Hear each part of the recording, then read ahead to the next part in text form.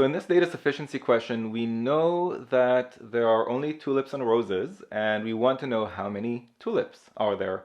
I'd probably start with statement 2 because it just gives me the total number of flowers, and I don't know how many of those are tulips. So statement 2 can't possibly be sufficient on its own, and we should eliminate the answer choices that claim that it is.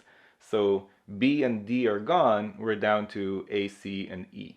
Now statement 1 just gives us a ratio without any actual numbers of flowers, so that can't be sufficient on its own either, and we should eliminate the answer choice that claims that it is. So A is gone as well.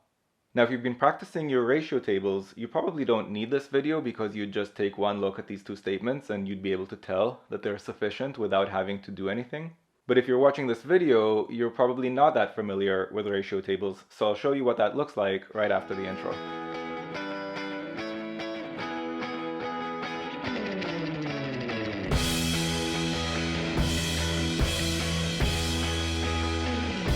So building a ratio table for statement 1, we'd have roses to tulips is 4:1.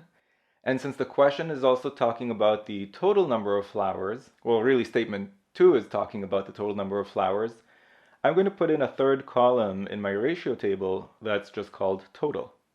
Now, if you have 4 ratio units of roses and 1 ratio unit of tulips, that means that in total you have 5 ratio units. And of those 5 ratio units, 1 ratio unit is tulips.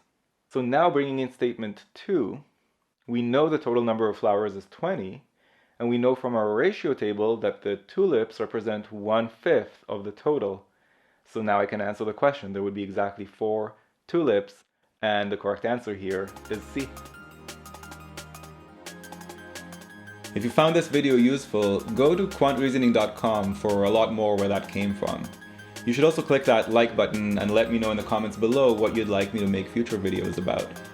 And of course, if you haven't yet subscribed, go ahead and do that and click that bell below so you get notified about future videos. See you next time.